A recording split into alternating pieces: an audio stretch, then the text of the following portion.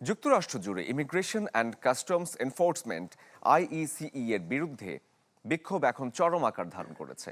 অভিবাসন অভিযান ঘিরে সহিংসতা এবং 2 মার্কিন নাগরিকের মৃত্যুর ঘটনায় ক্ষোভ জানিয়ে ওয়াশিংটন ডিসি সহ একাধিক শহরে রাস্তায় নামেন হাজারো মানুষ।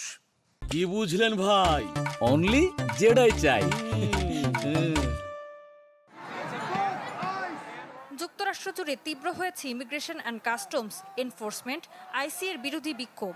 অভিবাসন নীতির নামে সহিংসতা, গুলিতে প্রাণহানি আর সেনা মোতায়েনের প্রতিবাদে Washington DC, Minneapolis, Denver, San Francisco রাস্তায় হাজারো মানুষ। শুক্রবার আইসি এর জবাবদিহিতা নিশ্চিত করা ও সংস্থাটি বাতিলের দাবিতে ওয়াশিংটন ডিসিতে বিক্ষোভ করা হয়। তাদের অভিযোগ, অভিবাসন অভিযানের নামে রাষ্ট্রীয় শক্তিকে বর্ণবাদী ও অমানবিকভাবে ব্যবহার করা হচ্ছে।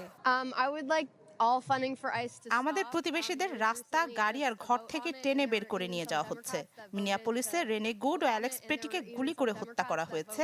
এটা অন্যায়।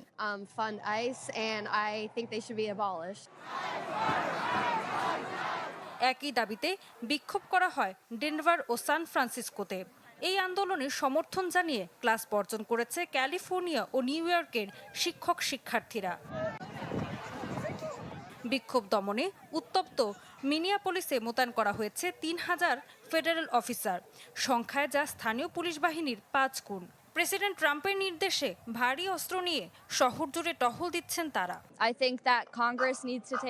স্ট্যাচু অব লিবার্টি স্বাগত আর আশার প্রতীক, যেখানে রাতে মুখোশ পরে মানুষকে আটক করার দৃশ্য আমাদের কাছে পরিচিত হতে পারে না। এদিকে শনিবারও কনকনে ঠান্ডা উপেক্ষা করে এখনও রাস্তায় রয়েছে অসংখ্য মানুষ। প্রশাসন অভিযানের বিষয়ে স্পষ্ট বার্তা না দিলেও বিক্ষোভকারীদের একটাই কথা, এখানেই থামবে না এই প্রতিবাদ। ঋতু সাহা, চ্যানেল 24।